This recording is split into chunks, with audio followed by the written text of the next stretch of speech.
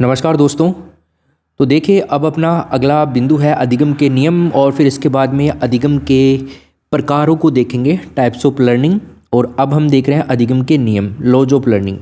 नियमों से संबंधित कई बार प्रश्न आ जाता है, हालांकि ज़्यादा प्रश्न तो हमारे को नहीं पूछे जाते हैं, लेकिन फिर भी कई बार क्वेश्चन आ जाता है। तो मैंने इन सभी नियमों को अपनी बुक में भी ऐड कर रखा है। आप सभी पेज नंबर 58 निकाल लो, जिसने भी घर पे बुक मंगवा ली है मान एजुकेशन ऐप से ऑर्डर करके, तो पेज नंबर 58 निकालो और पढ़ाई शुरू करो भाई। और जिन्होंने नहीं भी मंगवाई है तो भी कोई दिक्कत नहीं है, आपको यहाँ पर पढ़ना है, समझना है चीज़ों को, और ख़ुद से भी आप अपने नोट्स बना सकते हो, इसमें कोई समस्या नहीं है। तो चलिए शुरू करते हैं। अधिगम के नियम, लॉज ऑफ लर्निंग। देखो, अधिगम के नियमों का प्रतिपादन किसने बनाया था? अधिगम के नियम, सबसे पहला सवाल तो हमारा ये आता है। तो इस कंडीशन में हमारे पास में एक नाम होना चाहिए और वो नाम है थॉर्नडाइक का। थॉर्नडाइक ने एक पुस्तक लिखी थी जिसके बारे में आपको पता होगा, शिक्षा मनोविज्ञान नाम से। एजुकेशन साइकोलॉजी थॉर्नडाइक की बुक का नाम था और ये बुक पब्लिश हुई थी 1913 में, 1913 में। इसी बुक के अंदर हमारे को सीखने के नियमों के बारे में पता लगता है। अब आप कहेंगे सर, ये सीखने के नियम या अधिगम के नियम या जो लर्निंग के रूल्स हैं, लॉ हैं, ये क्या मतलब है इनका? देखो, इनका मतलब है, इनके पीछे, नियम बनाने के पीछे का कोई कारण क्या है। देखो, जब प्राणी किसी भी काम को करने के लिए तैयार रहता है तो उसमें उसको आनंद आता है और वो शीघ्र उसको सीख लेता है। और जिस कार्य के लिए वो तैयार नहीं होता और उस कार्य को करने के लिए वो बाध्य किया जाता है, तो इस कंडीशन में क्या होगा? इस कंडीशन में उसके अंदर झुंझलाहट आएगी और वो शीघ्र भी नहीं सीख पाएगा, जल्दी से नहीं सीख पाएगा। तत्परता में कार्य करने की इच्छा नहीं होती है। तत्परता का नियम अपन पढ़ेंगे तो तत्परता क्या होती है ना, इसमें कार्य करने की इच्छा नहीं होती है। इच्छा न होने पर प्राणी डर के मारे पढ़ने तो बैठ जाएगा लेकिन कुछ सीख नहीं पाएगा। किसी बच्चे को आप डंडे के बल पे डरा करके बैठा तो सकते हो, लेकिन वो सीख नहीं पाएगा जब तक वो तत्पर नहीं हो पाएगा। तो तत्परता ही बालक के ध्यान को केंद्रित करने में बहुत ही ज़्यादा हेल्प करती है। इसीलिए तो अधिगम के नियम बनाए गए कि बच्चा कैसे सीख सकता है, इसके लिए कुछ नियम होने चाहिए और उन नियमों का कोई पालन करेगा, किसी के ऊपर उनको अप्लाई किया जाएगा तो वो काफ़ी अच्छी लर्निंग कर पाएगा। और इन नियमों को जो है थॉर्नडाइक ने दो भागों में बांटा था। एक तो मुख्य नियम थे और एक गौण नियम थे। पहले हम मुख्य नियम देखेंगे 3, उसके बाद में गौण नियम भी देखेंगे। टोटल 8 हैं, 5 गौण नियम है और 3 आपके मुख्य नियम है। चलो देखिए, वैसे तो विभिन्न मनोवैज्ञानिकों ने सीखने को सरल और प्रभावशाली बनाने के लिए कई सारी बातों पर बल दिया था और इनके पालन से जो हमारी लर्निंग है वो जल्दी होती है, सीखना हमारा जल्दी हो जाता है और समय एवं शक्ति की भी बचत होती है। भाई, अगर नियम के अनुसार अपन कुछ सीखते हैं ना तो हमारा समय भी बच जाता है और हमारी मेहनत भी कम लगती है।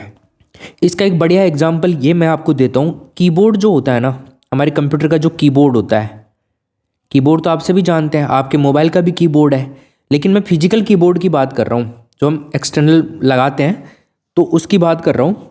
तो जैसे हम लोग क्या करते हैं ना, माउस जो होता है ना, माउस जो होता है उससे हम लोग टाइपिंग करेंगे, ठीक। कंप्यूटर के अंदर माउस पे एक एक चीज़ के ऊपर क्लिक करेंगे अपन, तब जाकर के टाइप होगा। और जब हम फिजिकल कीबोर्ड का यूज करना सीख जाएं, वहाँ पर जो बटन्स हैं कीबोर्ड के ऊपर उनको दबाना सीख जाएं, तो उनसे हमारी स्पीड बढ़ जाएगी धीरे धीरे। जैसे हम अभ्यास करेंगे ना, तो अभ्यास का नियम यही तो कहता है, तो भाई जितनी अभ्यास करोगे उतनी आपकी स्पीड बढ़ेगी सीखने की। तत्परता का नियम है, अभ्यास का नियम है। जैसे मान लीजिए, इससे काम भी स्पीड से हो जाएगा। आप लोगों का एक हाथ तो रहेगा माउस पे और एक हाथ रहेगा कीबोर्ड पे, जब जरूरत पड़ेगी कीबोर्ड का बटन दबा दिया। इवन आपकी अच्छी प्रैक्टिस हो जाती है ना, तो आपको कीबोर्ड की तरफ देखने तक की जरूरत नहीं पड़ती, आपके हाथ जो है ना अपने आप ही उस बटन के ऊपर जाते हैं। ऐसी स्पीड बन जाती है कंप्यूटर की। देखते नहीं हो कई बार आप, मतलब लोग 1 मिनट के अंदर 150 वर्ड टाइप कर देते हैं, इतनी खतरनाक स्पीड होती है कईयों की। तो वो कैसे होती है? वो अभ्यास से होती है, वो एक्सरसाइज जब करते हैं ना तब होती है। और तत्पर होते हैं हम किसी काम को करने के लिए, रेडीनेस दिखाते हैं। तो इनमें सबसे पहला जो नियम है ना दोस्तों, वो है हमारा तत्परता का नियम, लॉ ऑफ रेडीनेस। मैंने आपको क्या कहा कि सीखने के तत्परता के नियम से क्या मतलब है? जब प्राणी किसी कार्य को करने के लिए तैयार रहता है ना, तो उसमें उसको आनंद आता है और वो करने की कोशिश करता है, और जब कोशिश करेगा तो क्या होगा, वो जल्दी सीख लेगा। और जिस कार्य के लिए तत्पर नहीं है, तैयार नहीं है, तो वो उसको नहीं सीख पाएगा। बात वही है, आप किसी बच्चे को डंडे के बल पर बिठा सकते हो पढ़ने के लिए, लेकिन आप उसके दिमाग में नहीं घुसा सकते हो वो चीज़ें। वो तो आपको नियम के अनुसार करोगे ना तभी काम होगा। चलो यहाँ पे कुछ और भी एग्जांपल्स मैंने लिए हैं, उनको भी हम देखेंगे ताकि आपको अच्छे समझ में आ जाएगा। वुडवर्थ यहाँ पे क्या कहते हैं, तत्परता के नियम को मानसिक तैयारी का नियम कहा है इन्होंने। भाई हम तत्पर किसी चीज़ को क्यों लेकर के क्यों होते हैं तत्पर, क्यों? क्योंकि हम रेडी होते हैं और वो दिमाग मानसिक होता है, सारा का सारा प्रोसेस जो होता है हमारा मेंटल प्रोसेस होता है। तत्परता में कार्य करने की इच्छा भी नीत होती है, जो हमारी रेडीनेस है इसमें कार्य करने की। देखो हम किसी काम को करने के लिए तत्पर होते हैं तो हम क्या हमारे मन में क्या ख्वाहिश होती है, यार इसको जल्दी से जल्दी शुरू करें, इसको जल्दी से जल्दी सीखें अपन इस चीज़ को। जैसे फॉर एग्जाम्पल मान लीजिए आपको स्कूल जाना है, स्कूल जाना है तो आपके पापा ने आपको स्कूटी ला करके दे दी, आपको बाइक ला करके दे दी, आपको साइकिल ला करके दे दी, लेकिन आपको चलाना नहीं आता। और एक तरफ आप देख रहे हो मेरे यार सब दोस्त हैं, वो स्कूल में साइकिल लाता है, कोई बाइक लाता है, कोई स्कूटी लाता है, यार मैं ही हूँ जो गाड़ी में जाता हूँ बैठ करके, या बैठ करके जाती हूँ, या पैदल जाता हूँ पैदल जाती हूँ। तो मैं भी क्या करती हूँ, मंगवा लेती हूँ, पापा ने आपको ला दिया, मम्मी पापा ने, और बस अब एक प्रॉब्लम है, आप सीख नहीं पा रहे हो उसको। लेकिन आप में ललक तो बहुत है, आप कल ही लेकर के जाना चाहते हो स्कूल के अंदर वो, लेकिन आप सीख नहीं पाए हो। मतलब फिर भी आपके अंदर तत्परता इतनी है उस चीज़ को सीखने में कि आप बहुत जल्दी सीख जाओगे, क्योंकि आपको डेली स्कूल ले जाना है, दोस्तों को भी तो दिखाना है कि देख हाँ मैं स्कूटी लेके आई हूँ आज, मैं बाइक लेके आया हूँ आज, मैं साइकिल लेकर के आया हूँ आज, नई साइकिल आई है मेरे घर में मेरे लिए स्पेशली। तो दोस्तों को भी तो चिढ़ाना है, ईगो भी तो दिखाना है अपने को वहाँ पे, है ना। तो आप जल्दी सीख पाओगे, बच्चा इस कंडीशन में जल्दी सीख पाता है। बस यही है तत्परता का नियम। इच्छा न होने पर प्राणी डर के मारे अवश्य बैठेगा, पढ़ने के लिए बैठ जाएगा, लेकिन कुछ सीख नहीं पाएगा। और तत्परता ही बालक के ध्यान को केंद्रित करने में भी हेल्प करती है। भाई बालक तत्पर होगा सीखने के लिए तो ध्यान भी केंद्रित होगा उसको, वो अच्छे से समझेगा कि स्कूटी जो है ब्रेक लगाते किस टाइम पे है ना, स्टार्ट कैसे होती है, कंट्रोल कैसे किया जाता है। वो आपने एग्जाम्पल देखा था ना पीछे, मैंने दिया था कि मेरे पैर में ला के ठोक दिया था उस बहन जी ने, है ना। तो वो वाली कंडीशन नहीं, आपको एक एक चीज़ को पॉइंट करना है। स्टार्टिंग में ऐसी चीज़ें आप जब सीखते हो ना तो धीरे, जितना धीरे हो सके ना उतना धीरे चलाना चाहिए, जितना धीरे चलाओगे उतना ही जल्दी सीखोगे। इसके बाद में कोई व्यक्ति किसी कार्य को करने के लिए मनोदैहिक या मनोशारीरिक रूप से, मन और शरीर दोनों ही रूप से एक्टिव अगर होगा ना तो वो जल्दी सीख पाएगा, ज़्यादा लर्न कर पाएगा। जैसे मान लीजिए हाथी जो होता है ना, या फिर भैंस ले लीजिए, गाय ले लीजिए, कोई भी पशु ले लीजिए, कोई कुछ भी ले लीजिए, उसको हम तालाब तक तो ले जा सकते हैं, लेकिन उसको हम फोर्स नहीं कर सकते कि आप पानी पियो। उसकी इच्छा होगी ना, अगर उसमें तत्परता है, अगर उसको प्यास लग रही है तो ही हाथी पानी पिएगा, अदरवाइज हाथी पानी नहीं पिएगा। भाई समझ गए बात को, ये तत्परता का नियम है। कुछ और एग्जाम्पल्स देख लो। जब व्यक्ति किसी कार्य को करने के लिए तत्पर रहता है और वो कार्य करने के लिए दिया जाता है तो उसको उसमें संतोष मिलता है। भाई आपको कोई काम करना है और आपको उस काम की जिम्मेदारी दे दी, आपका मन कर रहा है कि मैं ये काम संपन्न करूं, आपके स्कूल में वो काम आपको दे दिया, तो आप क्या करोगे, आपको संतोष मिल जाएगा उसमें, फिर मतलब आपको थोड़ी शांति मिलेगी, हाँ यार ठीक है जो मैं सोच रहा था वो हो गया। जब व्यक्ति किसी कार्य को करने के लिए तत्पर नहीं रहता परंतु उसे वह कार्य करने के लिए बाध्य किया जाता है, इसमें भी व्यक्ति को झुंझलाहट होती है, ध्यान रखिएगा। जब व्यक्ति किसी कार्य को करने के लिए तत्पर रहता है परंतु उसे कार्य नहीं करने दिया जाता तो उसमें भी उसको झुंझलाहट होती है। 3-4 चीज़ें हैं, ये 3 चीज़ें, इनको अच्छे से ध्यान रखना। 3 कंडीशन में इसके आंसर बनेंगे, क्वेश्चन भी बनेंगे और सवाल भी बनेंगे, ठीक है भाई। क्या पहला क्या है, जब व्यक्ति किसी कार्य को करने के लिए तत्पर रहता है, यहाँ पे कंडीशन क्या है, तत्पर रहता है यहाँ पे, और उसको वो कार्य करने के लिए दिया जाता है ना, तब तो क्या होता है, संतोष मिलता है, मतलब उसको शांति मिलती है, हाँ यार जो हम सोच रहे थे वो हमें मिल गया। तो पहला कंडीशन तो ये होता है तत्परता के नियम में। दूसरा क्या होता है, जब किसी व्यक्ति को कार्य करने के लिए तत्पर नहीं रहता, व्यक्ति कार्य करने के लिए तत्पर ही नहीं है लेकिन फिर भी वो कार्य करने के लिए बाध्य किया जाता है, तो इसमें व्यक्ति को झुंझुनाहट होती है, गुस्सा आता है। समझ गए भाई, कोई बच्चा है वो पढ़ना नहीं चाह रहा है, इस समय खेलना चाह रहा है, लेकिन आप फोर्स कर रहे हो कि तू पढ़ाई कर, ये बुक पकड़ और इसको पढ़, तब ये वाला नियम लगेगा। दूसरा नियम यहाँ पे ये है, जब व्यक्ति किसी कार्य को करने के लिए तत्पर रहता है परंतु उसे वो कार्य करने नहीं दिया जाता, तब भी उसको झुंझुनाहट होती है। कई बार नहीं होता, क्लास टीचर जो होता है वो क्वेश्चन पूछ रहा होता है, भाई बताओ कौन कौन ये क्वेश्चन का आंसर बताएगा, आपने हाथ खड़ा कर लिया, लेकिन क्लास टीचर ने आपसे नहीं पूछा वो सवाल, आपने हाथ खड़ा किया फिर भी आपसे नहीं पूछा, किसी दूसरे को पूछ लिया, और आपको ऐसा लग रहा था कि मैं क्लास के अंदर अपना माहौल बनाऊंगी और सबको बताऊंगा कि मेरे को बहुत कुछ आता है, लेकिन क्लास टीचर ने आपको इग्नोर कर दिया और किसी दूसरे बच्चे को खड़ा कर लिया।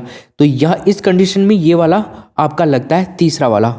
ठीक, यहाँ तक क्लियर है। अगला हमारा लॉ है दोस्तों, अभ्यास का नियम। किसका नियम, लॉ ऑफ एक्सरसाइज एक्सरसाइज, अभ्यास के माध्यम से क्या कुछ नहीं हो सकता यार। इस नियम के अनुसार क्या होता है ना, जब कोई व्यक्ति होता है किसी भी क्रिया को बार बार करता है तो वो शीघ्र सीख जाता है उसको, है ना। और जिस क्रिया को वो छोड़ देता है ना तो बहुत समय तक वो नहीं कर पाएगा, और बहुत समय तक मान लीजिए छोड़ने के बाद नहीं कर पा रहा है। जैसे आप में से कई दोस्त ऐसे होंगे जिन्होंने 5 साल बाद में, 6 साल बाद में, 8-10 साल, मेरे पास कई कॉल्स आते रहते हैं, कई कमेंट आते रहते हैं कि सर मैं 15 साल बाद में मैंने पढ़ाई शुरू करी है तो क्या होगा मेरा।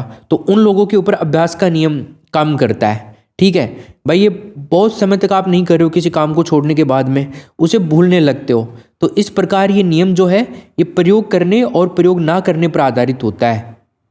फॉर एग्जाम्पल मान लीजिए कोई कविता है ना, जैसे पहाड़े होते हैं, बारहकड़ी होती है, कुछ भी चीज़ें हमें इस प्रकार की याद करनी होती है। जैसे राम शब्द है, हरि शब्द है संस्कृत में, जैसे अपन याद करते हैं उनको, तो हमें क्या करना पड़ता है। ऐसा थोड़ी है कि एक बार में याद हो जाता है, किसी के बाप को नहीं हो वो पहली बार में तो याद, जो पहली बार पढ़ रहा है। तो उसके लिए क्या करना पड़ता है, हमारे को अभ्यास करना पड़ता है, लिख लिख करके उनको याद करना पड़ता है, कोई शॉर्ट ट्रिक हमें देखनी पड़ती है। तो उदाहरण के लिए कविता, पहाड़े याद करने के लिए उनको बार बार दोहराना पड़ता है, और ये अभ्यास के साथ साथ भी उपयोगी बन जाता है। तो अभ्यास के साथ साथ उपयोग में लेना पड़ता है इन सब चीज़ों को। ऐसा अगर हम नहीं करेंगे ना तो सीखा हुआ भी भूल जाएंगे। अगर आप एक दिन मान लो आपको राम शब्द याद हो गए, लेकिन अगर आप दूसरे दिन उसका अभ्यास नहीं करोगे, रिविजन नहीं करोगे, प्रैक्टिस नहीं करोगे, एक्सरसाइज नहीं करोगे ना, तो आप भूल जाओगे।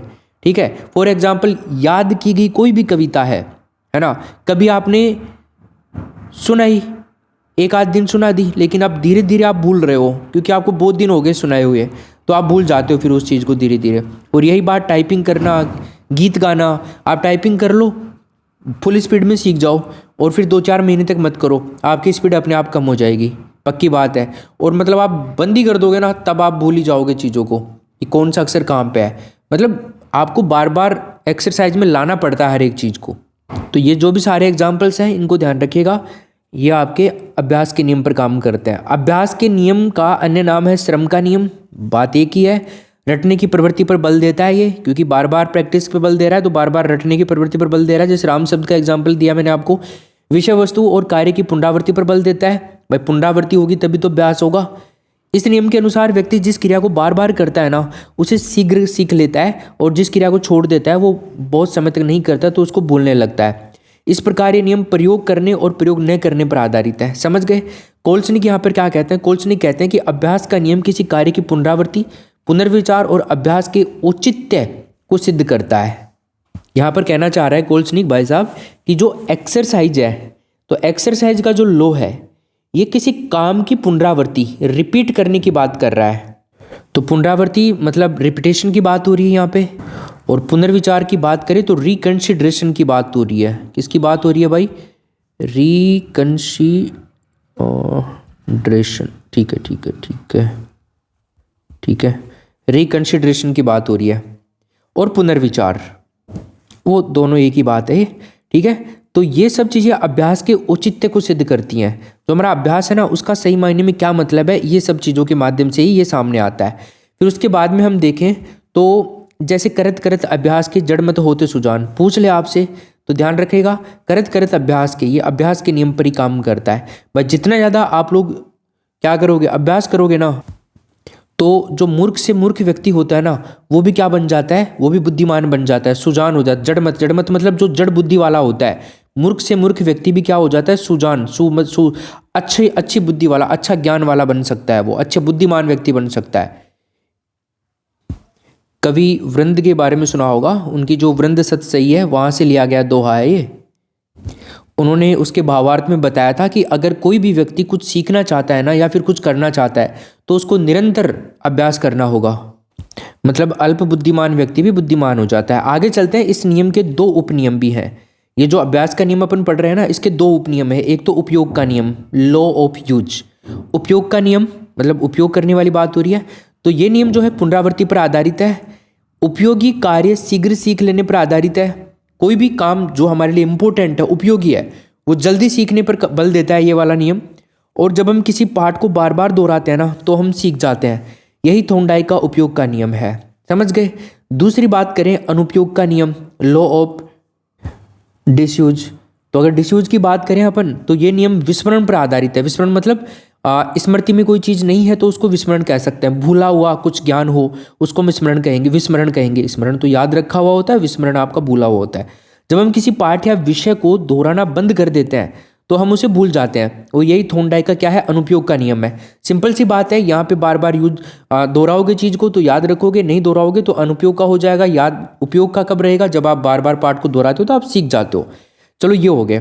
तीसरा अपना नियम है प्रभाव का नियम, लॉ ऑफ इफेक्ट। तो इफेक्ट का जो नियम है इसके कुछ अन्य नाम है, जैसे संतोष और असंतोष का नियम, परिणाम का नियम, प्रसन्नता और दुख का नियम, हैप्पीनेस एंड अनहैप्पीनेस का जो हमारा रूल है, लॉ है, ठीक है। और रिजल्ट का लॉ हो गया आपका, ये आपका हो गया सेटिस्फैक्शन और डिससेटिस्फैक्शन का नियम हो गया, ठीक है ना भाई। सेटिस्फैक्शन और डिससेटिस्फैक्शन का नियम हो गया है ये, डिससेटिस्फैक्शन, ठीक है। सेटिस्फैक्शन और डिससेटिस्फैक्शन का नियम हो गया। एक आपका रिजल्ट का लॉ हो गया, एक आपका हो गया हैप्पीनेस एंड अनहैप्पीनेस का लॉ। तो इसके 3 नाम है प्रभाव के नियम के इफेक्ट, ठीक। क्योंकि ये आपके संतोष को भी इफेक्ट करता है, आपके परिणाम को भी इफेक्ट करता है, अभ्यास और आपकी प्रसन्नता और दुख को भी इफेक्ट करता है। इस नियम के अनुसार काम को करने से प्राणी को हितकर परिणाम प्राप्त होता है, और जिसमें सुख और संतोष प्राप्त होता है उसी को व्यक्ति दोहराता है। जिस कार्य को करने में कष्ट होता है, दुख फल प्राप्त होता है, तो व्यक्ति उसको नहीं दोहराता है। फॉर एग्जाम्पल, अगर हम बात करते हैं यहाँ पे कि इस नियम के अनुसार काम को करने से प्राणी को हितकर परिणाम होते हैं। भाई कोई भी काम व्यक्ति कर रहा है जिससे उसको उसके जो परिणाम है ना हितकर मिल रहे हैं। फॉर एग्जाम्पल, जैसे आप लोग रीट का एग्जाम की तैयारी कर रहे हो। अब रीट के एग्जाम को पास करने के लिए आपको क्या पता है, आपको पता है कि यार मैं अगर मानसर की क्लास जो चल रही है उसका बार बार रिवीजन करूंगा ना तो मेरे को 30 में से 30 नंबर मिलेंगे, पूरे के पूरे प्रश्न मेरे सही होंगे। तो आपको पता है कि हमारा जो परिणाम है ना यहाँ पे, अगर हम ऐसा करेंगे तो हमारे को परिणाम हमारे अनुसार मिलेगा। तो यही है आपका प्रभाव का नियम। मतलब हम जितना ज़्यादा दोहराएंगे चीज़ों को तो उतने ही अच्छे हमारे को नंबर मिलेंगे। तो परिणाम आपको पता है कि आपके हित में परिणाम आने वाला है, जिससे हमें सुख मिलने वाला है। और जहाँ पर अगर हमारे को दुख मिले कि यार मानसर तो अच्छा नहीं पढ़ाते हैं, पिछली बार भी इनकी क्लास से कोई प्रश्न नहीं आया था, तो हम क्यों ही इनकी क्लास में टाइम खराब करेंगे, तो आप लोग ना मेरी क्लास देखोगे, ना समय को बर्बाद करोगे, और आप लोग कुछ भी मेरा पढ़ाया हुआ दोहराओगे भी नहीं। लेकिन मैंने तो एक ऐसी क्लास डाल रखी है, आपको पता है कि यार मानसर ने तो 9 घंटे की क्लास डाल रखी है, उसमें से लगभग क्वेश्चन फंस जाते हैं। तो अब तो सर डिटेल में करा रहे हैं, तो मतलब कुछ तो बहुत ज़्यादा बेनिफिट होने वाला है। तो आपको ये चीज़ का पता है क्योंकि आप रिजल्ट देख चुके हैं, ठीक है। क्योंकि जो 9 घंटे वाली क्लास है उसको 11 लाख से भी ज़्यादा लोगों ने देखा है, और बहुत से लोग अच्छे नंबर वहाँ पे लेके आए हैं, ठीक है। तो जिस कार्य को करने से कष्ट होता है और दुख फल प्राप्त होते हैं तो उसको व्यक्ति नहीं दोहराता है। आगे हम देखें, प्रभाव संतोषजनक होने पर व्यक्ति उस अनुक्रिया को सीख लेता है, और जो सीज होती है ना, सीज वो उत्पन्न होने वाली होने पर व्यक्ति उसी अनुक्रिया को दोहराना नहीं चाहते हैं, फलतः वो भूल जाता है उस चीज को। तो ये तो आपके 3 क्या हो गए दोस्तों, मुख्य नियम हो गए आपके अधिगम के, थॉर्नडाइक ने जो बताए थे। अब हम बात करते हैं सीखने के गौण नियम की, जो सेकेंडरी रूल्स हैं उनको भी देख लेते हैं। लर्निंग के जो सेकेंडरी लॉज हैं उनको भी देख लेते हैं। तो अब ये 5 हैं टोटली, इनको जल्दी से देखेंगे, इतने ज़्यादा इंपॉर्टेंट नहीं है लेकिन फिर भी हमें पता होनी चाहिए। पहला तो है आपका विविध प्रतिचारों का नियम, ठीक है। जो मल्टीपल रेस्पॉन्स होते हैं तो उनका नियम हो गया एक। तो ये इसका अन्य नाम है बहुप्रतिक्रिया का नियम। क्या कहेंगे हम इसको, बहुप्रतिक्रिया का नियम भी कहेंगे, ठीक है भाई। बहुप्रतिक्रिया का नियम भी इंग्लिश में लॉ ऑफ मल्टीपल रेस्पॉन्स ही कहेंगे, और विविध प्रतिचारों के नियम को भी लॉ ऑफ मल्टीपल रेस्पॉन्स ही कहेंगे अपन। देखो, थॉर्नडाइक का प्रयास एवं भूल द्वारा सीखने का सिद्धांत इसी नियम पर आधारित है कि इस नियम के अनुसार व्यक्ति के सामने किसी नई समस्या के आने पर उसे सुलझाने के लिए वो विभिन्न प्रतिक्रियाएं करके हल ढूंढने का क्या करता है दोस्तों, प्रयास करता है। यहाँ पे भाई आपके सामने कोई भी नई समस्या आ गई है, तो अब देखो कोई समस्या आती है तो ऐसा तो है नहीं कि हम उस समस्या से छुटकारा पा करके ऐसे मुंह मोड़ लेते हैं। समस्या अगर ऐसा करोगे तो वो समस्या ज़्यादा बढ़ेगी, फिर आगे आगे आपको प्रॉब्लम आएगी। तो कोई भी समस्या आ रही है, फॉर एग्जाम्पल आपके सामने रीट एग्जाम को पास करने की समस्या आ रही है, तो आप क्या पढ़ना छोड़ दोगे क्या? भाई पढ़ना अगर छोड़ दोगे, तुम सोचोगे यार पढ़ना छोड़ने से हमारी रीट एग्जाम पास हो जाएगी तो बहुत अच्छी बात है, लेकिन क्या हकीकत में ऐसा थोड़ी है? आप पढ़ना छोड़ दोगे तो आपके जितने नंबर आएंगे पढ़ने से उतने भी नहीं आएंगे, कुछ तुक्के लग जाएंगे वो अलग अलग बात है, बाकी तो आपके नंबर ही नहीं आएंगे फिर उसके अंदर। तो एक समस्या मान लीजिए आपके सामने कि यार मेरे को बहुत अच्छे नंबर लाने हैं इसके अंदर, मेरे को केवल पास नहीं होना, मेरे को 130 तक टच करना है मानसर की क्लास लेकर के। तो इस समस्या का कैसे समाधान हो सकता है? तो इस समस्या का समाधान करने के लिए आपने यूट्यूब पे बहुत सारी कक्षाएं देखी है ना, मतलब मेरे को आप जानते भी नहीं थे उस समय की बात कर रहा हूँ मैं, ये एग्जाम्पल की, ठीक है। तो आप किसी दोस्तों रिश्तेदारों कई लोगों से आपने पूछा कि ऐसा कुछ हो सकता है क्या कि मैं किसी एक ऐसा टीचर हो जिसका मेरे को समझ में आया, तो आपके कई दोस्तों ने बता दिया कि आप मानसर की क्लासेज लीजिए। उसके अलावा आपने यूट्यूब पे काफ़ी सर्च किया तो मानसर की साइकोलॉजी की बहुत सारी क्लासेज आपको मिली, पूरा कोर्स मिला। यार ये तो बहुत अच्छी बात है, फ्री में पूरा कोर्स करवाया जा रहा है यहाँ पे तो। ओके, तो ये सब चीज़ें हैं इसमें, तो ये काम हो गया। आगे हम चलें तो अलग अलग प्रतिक्रियाएं लोगे आप लोगों के और फिर हल ढूंढने का प्रयास करोगे तो हल आपको मिल गया। दूसरा है मानसिक स्थिति का नियम, लॉ ऑफ माइंड, जो हमारी मेंटल हेल्थ है ना उसके बारे में पूछ रहा है कि क्या स्थिति है। तो इसके अन्य नाम है, एक तो मनोवर्ती का नियम है और तत्परता या अभिवर्ती का नियम भी इसको कहा जाता है। अब मनोवर्ती का नियम मतलब लॉ ऑफ एटीट्यूड कहेंगे इसको, और तत्परता या अभिवर्ती का जो नियम है तो लॉ ऑफ रेडीनेस और एटीट्यूड। आपका तत्परता का हो गया रेडीनेस और अभिवर्ती का हो गया आपका एटीट्यूड का नियम। तो कई बार आपको ये नाम दे देता है एग्जामिनर, क्वेश्चन पूछता है कि बताइए निम्न में से कौन सा गौण नियम नहीं है थॉर्नडाइक का। अब जो अधिगम का गौण नियम है, 5 नियम बताए गौण नियम, उनमें से कौन सा नहीं है। तो वहाँ पे ये ना दे करके आपको हो सकता है तत्परता या अभिवर्ती का नियम दे दे, मनोवर्ती का दे दे, मनोवर्ती का ना दे के ये दे दे, कोई भी दे सकता है वो ऑप्शन के अंदर।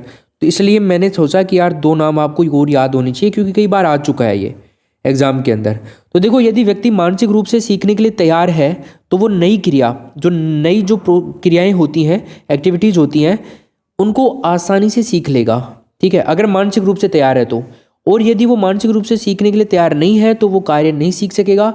निद्रा, सभ्यता, थकावट, आकांक्षाएं, भावनाएं आदि सभी हमारी मनोवृत्ति को प्रभावित करती हैं।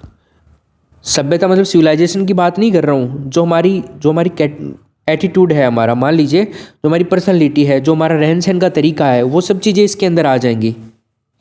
इसके बाद में एक नियम है आंशिक क्रिया का नियम, रूल ऑफ पार्शियल वर्ब्स। तो इसको अगर हम देखें तो इसका भी एक अन्य नाम है वर्णात्मक अनुक्रिया का नियम कहेंगे हम इसको, ठीक है ना भाई, क्या कहेंगे? Law of selective responses. वर्णात्मक अनुक्रिया का नियम, पाठ्य योजना को छोटी छोटी इकाइयों में विभक्त करके पढ़ाना इसी नियम पर आधारित होता है। भाई हमारे जो पाठ्य योजनाएं होती हैं, जो हमारी बुक्स चलती हैं स्कूल के अंदर, उनको आप देखोगे ना तो वहाँ पे एक पेज लिखा हुआ होता है, पहले पेज के अंदर वहाँ पे एक यूनिट बनी हुई होती है, इकाई, है ना भाई, कौन से पेज पे कौन सी इकाई, और फिर इकाई नंबर 1 के अंदर कौन कौन से चैप्टर आएंगे, फिर 5-6 चैप्टर हो गए, फिर दूसरी इकाई शुरू होती है, फिर 6, 7, 8 चैप्टर हो गए, तीसरी इकाई में 9, 10, 11, 12, 13, 14, 15 इस तरह से चैप्टर होते हैं। तो यूनिट्स के अंदर हमारा सिलेबस जो होता है ना वो डिवाइड रहता है। तो वो अभ्यास सीखने का कौन सा नियम है? वो आंशिक क्रिया का नियम है। इसी नियम पर वो इकाई योजना हमारी चलती है। तो ये ऑप्शन देकर के वहाँ पे कह सकता है कि बताइए इकाई योजना किस अधिगम के नियम का भाग है? तो आंशिक क्रिया के नियम का भाग है। ये आपके लिए महत्वपूर्ण होना चाहिए, ठीक। इस नियम में अंश से पूर्ण की ओर शिक्षण सूत्र का अनुसरण किया जाता है। भाई कोई भी चीज़ को एक छोटे छोटे टुकड़ों में तोड़ करके फिर पूर्ण रूप से अवधारणा को समझाया जाता है इसमें। उसके बाद में चौथा नियम है समानता का नियम, लॉ ऑफ इक्वलिटी। तो इक्वलिटी को देखें तो छात्र नवीन जो नई कंडीशंस होती हैं, परिस्थितियां होती हैं, उनमें वैसे ही अनुक्रिया करता है जैसी उसने पुरानी परिस्थिति में करी थी। आसान तत्व के आधार पर नवीन ज्ञान को पूर्व ज्ञान से संबंध करके पढ़ने के सीखना सरल हो जाता है। इस तरह से अगर हम पढ़ेंगे, भाई ये चीज़ें मैं आपको पहले समझा चुका हूँ, सारी चीज़ें आ चुकी हैं अपनी। भाई कोई भी बच्चे को हम नया ज्ञान दे रहे हैं तो उसको पहले वाले ज्ञान से को रिलेट करके अगर पढ़ाया जाए तो वो आसानी से सरल तरीके से सीख जाएगा। उसके रियल लाइफ से संबंधित एग्जाम्पल्स देते हुए अगर हम आगे बढ़ें तो ज्ञात से अज्ञात की ओर शिक्षण सूत्र इसी नियम पर आधारित है। क्यों? क्योंकि ज्ञात क्या हो गया? जो हमारा पूर्व ज्ञान है, पूर्व ज्ञान से संबंधित नई चीज़ों को करके पढ़ाएंगे ना तो बच्चा जल्दी सीख पाएगा। तो इस तरह शिक्षण सूत्र कौन सा काम करेगा इसमें? ज्ञात से अज्ञात की ओर। और इसी आधार पर थॉर्नडाइक ने अपने स्थानांतरण के सिद्धांत जो है समान तत्व का प्रतिपादन किया था। अधिगम का स्थानांतरण का सिद्धांत दिया था समान तत्व, तो थॉर्नडाइक ने ये वाला काम किया इसमें। उसके बाद में दोस्तों इस नियम का आधार जो होता है ना वो पूर्व ज्ञान या पूर्व अनुभव होता है। ये इंपॉर्टेंट बात है, 2-3 बार आ गई है इसमें, तो ध्यान रखना। आपको पूछ लेगा कि बताइए निम्न में से अधिगम का वो कौन सा नियम है जिसका आधार होता है पूर्व ज्ञान या पूर्व अनुभव, या फिर कौन सा वो नियम है जो ज्ञात से अज्ञात की ओर शिक्षण सूत्र का पालन करता है। इस तरह से कई मल्टीपल क्वेश्चंस आपके यहाँ से पुट अप हो सकते हैं। उसके बाद में 5वां क्वेश्चन अपना, या फिर 5वां जो हमारा लॉ है वो देखते हैं। ये है साहचर्य परिवर्तन का नियम, लॉ ऑफ एसोसिएट चेंज। तो अगर एसोसिएट की बात करते हैं अपन, साहचर्य की बात करते हैं, तो साहचर्य के परिवर्तन की बात आ रही है यहाँ पे। देखो इसमें क्या होता है ना, ये भी एक सीखने का नियम है और ये हमारे को ये बताता है कि जब किसी उद्दीपक और अनुक्रिया के बीच में अनुबंध हो जाता है तो उस अनुबंध के साथ में किसी दूसरे उद्दीपक को जोड़ने पर अनुक्रिया जो होती है ना वो धीरे धीरे उस दूसरे वाले उद्दीपक से जुड़ जाती है। ठीक है, जैसे जानवरों को ट्रेनिंग इसी सिद्धांत के आधार पर दी जाती है। ध्यान रखना, कई बार पूछ ले तो बता देना। देखो अगर आप किसी कुत्ते को ऊपर उछाल कर भोजन कराते हैं तो कुत्ता जो होता है ना वो भोजन के लिए ऊपर उछलता है। देखा होगा आपने कई सारे वीडियोज में, या फिर आपने भी ऐसा कई बार किया होगा। अगर आप भोजन कराते समय जंप बोलना शुरू कर देंगे तो धीरे धीरे जंप शब्द के साथ में भी उछलने की क्रिया का अनुबंध हो जाएगा। ये समझाना चाह रहा हूँ।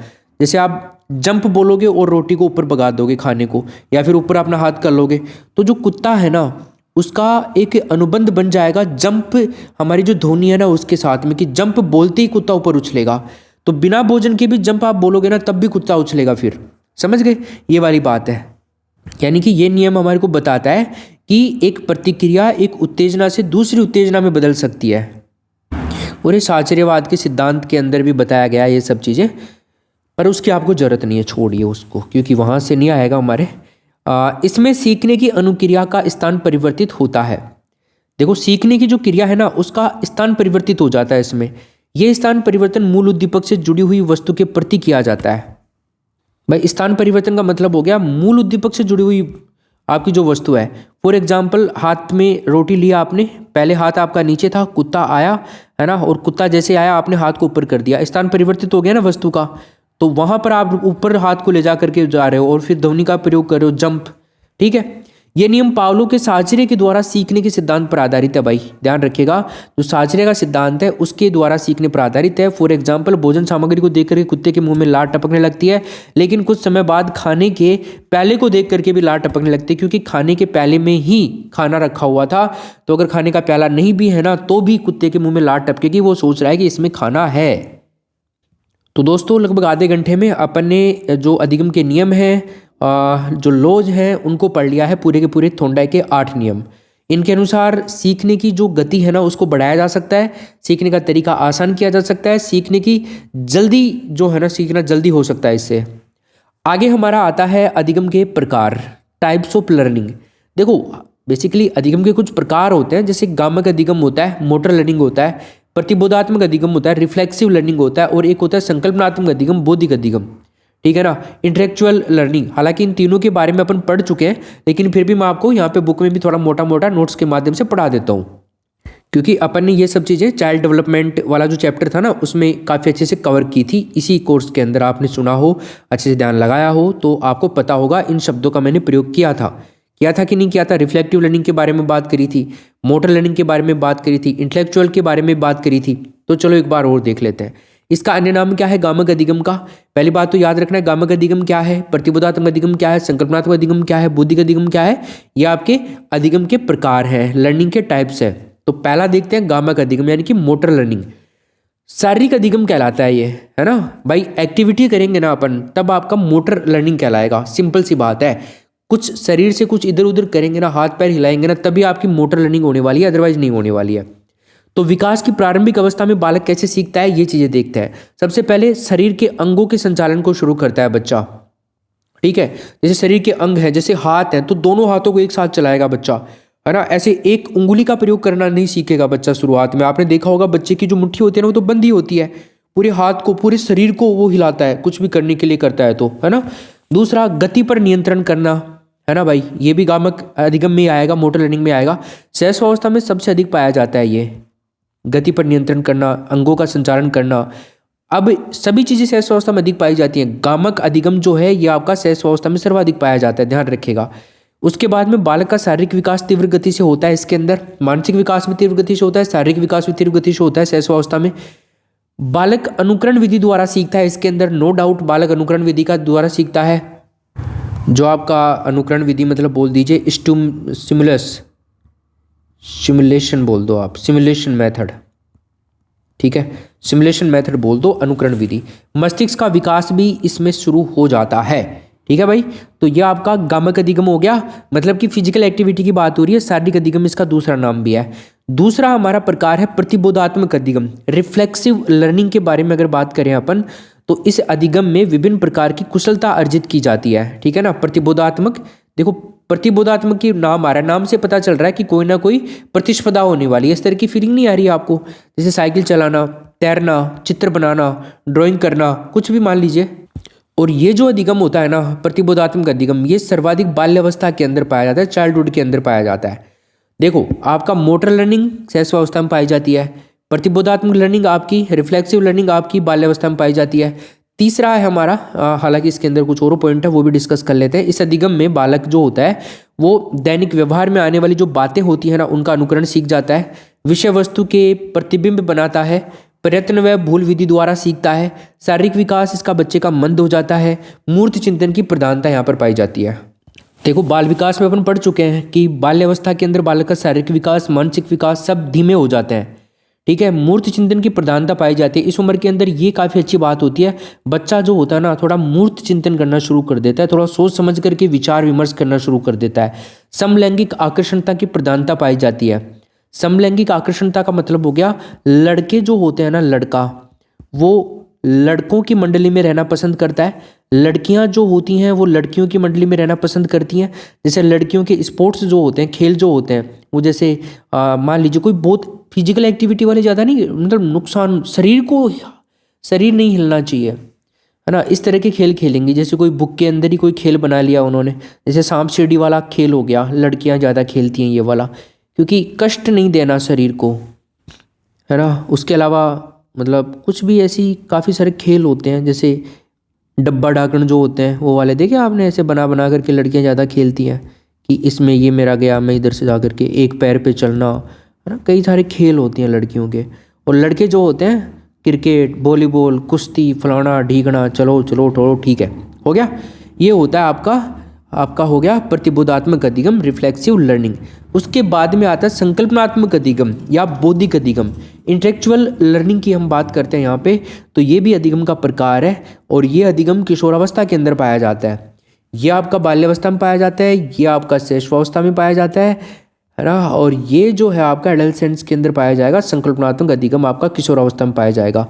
इस अधिगम के अंदर क्या होता है, तर्क वितर्क करना, कल्पना करना, कल्पना में, चिंतन में ज़्यादा रहता है बच्चा इस उम्र में, चिंतन का आश्रय लेना पड़ता है। कल्पनाओं की प्रधानता इसमें पाई जाती है। बच्चा पता नहीं क्या क्या सोचता है, काश मैं भी सलमान खान हो जाऊं, मैं भी अमिताभ बच्चन हो जाऊं, मैं प्रधानमंत्री हो जाऊं, है ना, देश का कुछ भी हो जाऊं, मतलब ऐसी कल्पनाएं करने लग जाता है, तो मैं क्या क्या करूंगा, इस तरह से, है ना।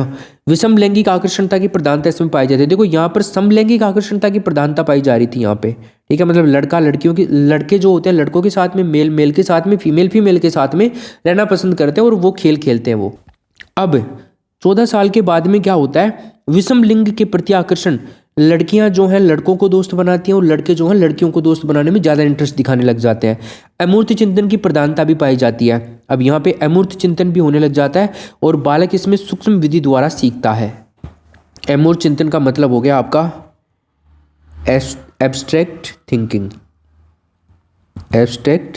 हो गया आपका।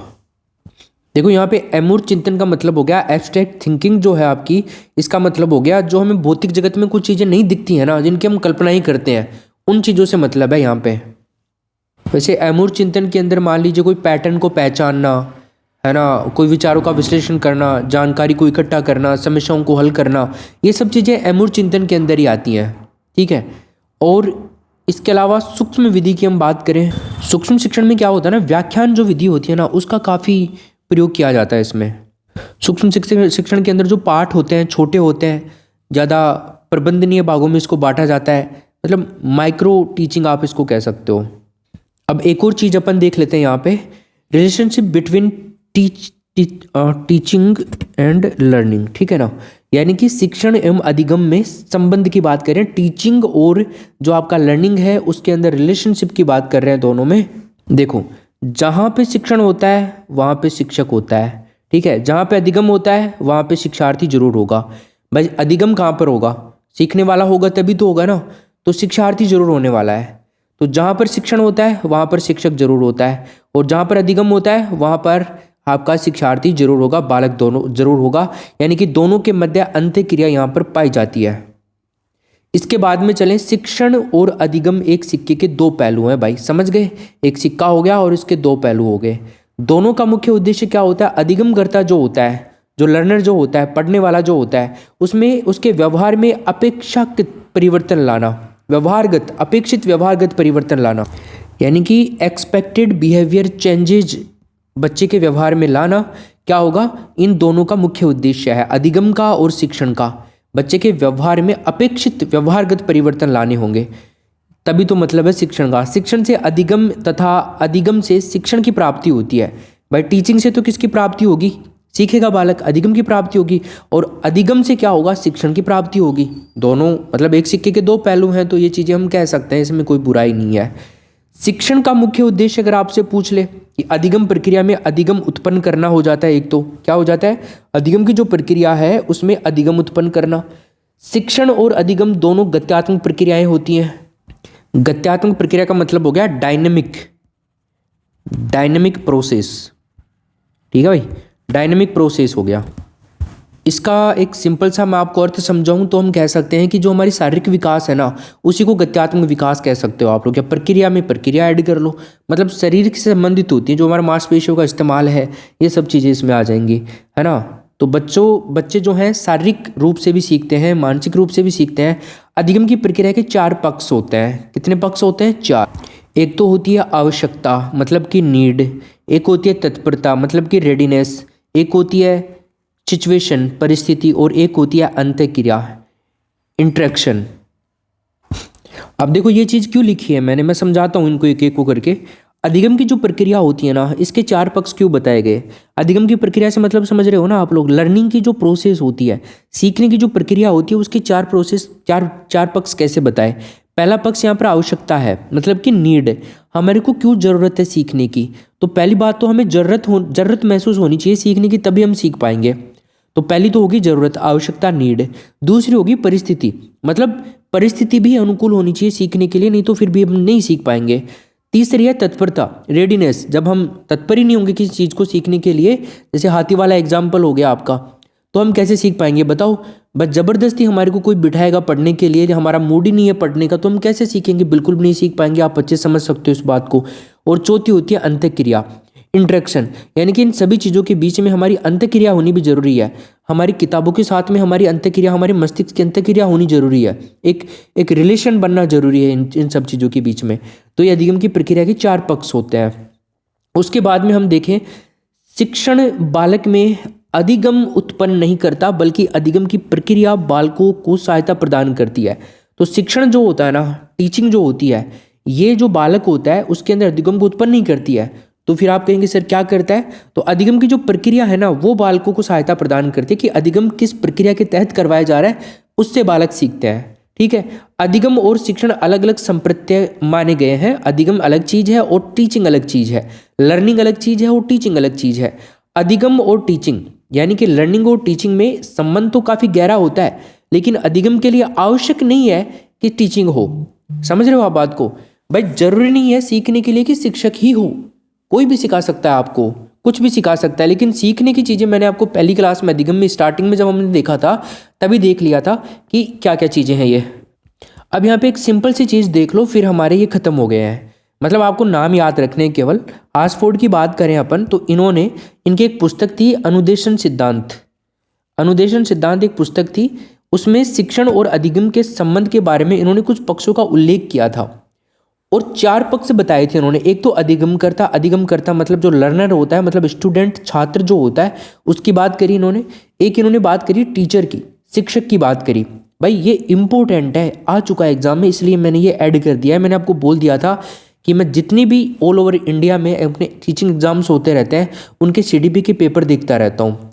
तो पिछली बार बीपीएससी का जो टायर 3 का एग्जाम हुआ था ना, उसके अंदर ही क्वेश्चन आया था। तो इसलिए मैं तुम्हें बता रहा हूँ कि याद रखना, तुम्हारे एग्जाम में क्वेश्चन आ सकता है। ठीक है, तो अधिगमकर्ता हो गया, शिक्षक हो गया और पाठ्यक्रम हो गया। आपको पता होगा ये रीट में भी आ गया है ये क्वेश्चन। और एक होता है शैक्षिक आयोजन। तो एक चौथा बिंदु कईयों को याद नहीं होता है और एग्जामिनर यहाँ से बड़ा आसान प्रश्न पूछ लेता है कि बताओ अधिगम की प्रक्रिया का इनमें से कौन सा भाग नहीं है, या शिक्षण और अधिगम के संबंध में कौन सा नहीं फिट बैठ रहा है हमारे को। तो यहाँ पर 3 तो बता देगा वो, चौथा और ही कोई दे देगा और आप लोगों को ये याद नहीं होता है। तो एक तो ये चिपकाता है ऑप्शन में 101% चिपकाएगा।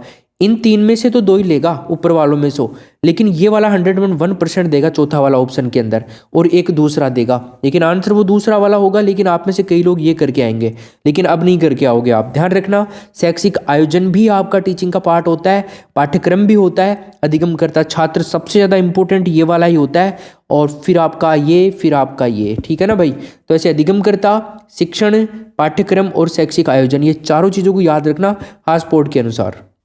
तो धन्यवाद दोस्तों, अभी हमने अधिगम के नियम और अधिगम के प्रकार पढ़ लिए हैं। अब मैं आपको आगे कक्षाओं के बारे में बता देता हूँ। जो हमारी लर्निंग है ना, लर्निंग वाला जो चैप्टर है आपका, इसकी 3 क्लासेज और आएंगी। मैं कोशिश करूँगा पूरी कि अधिगम के जो अपने सिद्धांत है ना, कंप्लीट सिद्धांत, इनको मैं एक ही क्लास के अंदर करवाऊँ। अब देखो भाई, इसके लिए 2 दिन का समय लग सकता है, 2 दिन का समय। या फिर मैं ऐसे करूंगा, एक बार तो हम अधिगम के व्यवहारवादी सिद्धांत पढ़ लेंगे एक क्लास में तो, और एक क्लास में अधिगम के जो ज्ञानात्मक संज्ञानात्मक सिद्धांत हैं वो पढ़ लेंगे। तो 2 क्लासेज तो अधिगम के सिद्धांतों की हो जाएंगी। अगर सिद्धांतों की 2 क्लासेज होंगी तो फिर 4 क्लास और होने वाली हैं अधिगम की। अगर मुझे लगा कि एक ही मतलब आज और कल में मैं कंप्लीट कर लेता हूँ अधिगम के सिद्धांतों की रिकॉर्डिंग को, तो फिर तो 3 ही होंगी आपकी, वो आप देख लेना। कल आपको वीडियो मिलेगा तो समझ जाना 4 क्लासेज होंगी, कल वीडियो नहीं मिला तो समझ जाना 3 क्लासेज होंगी। ओके, तो ये हो गए अपने। फिर उसके बाद में अपना आगे का आएगा दोस्तों क्या, सिद्धांत पढ़ने के बाद में अपना नेक्स्ट आएगा भाई, देखो जो अपना अधिगम वक्र है ना, सीखने में जो कठिनाई वगैरह आती हैं, है ना, कई सारी चीज़ें हैं। तो इनकी 2 क्लासेज और होने वाली हैं आगे। बड़ा चैप्टर है, मैं करवा दूंगा, लेकिन आपको टेंशन लेने वाली बात नहीं है। फिर हमने अगला चैप्टर बुद्धि इंटेलिजेंस शुरू हो जाएगा भाई। ठीक है भाई, okay, thank you so much, have a good day, thank you. और हाँ, एक क्लास और आपकी शुरू हो रही है शाम को 7 बजे से। अब आप रीट वाले सभी लाइव आएंगे, राहुल सर आपको प्रैक्टिस करवाने वाले हैं शाम को 7 बजे रोज, तैयार रहिएगा। Thank you.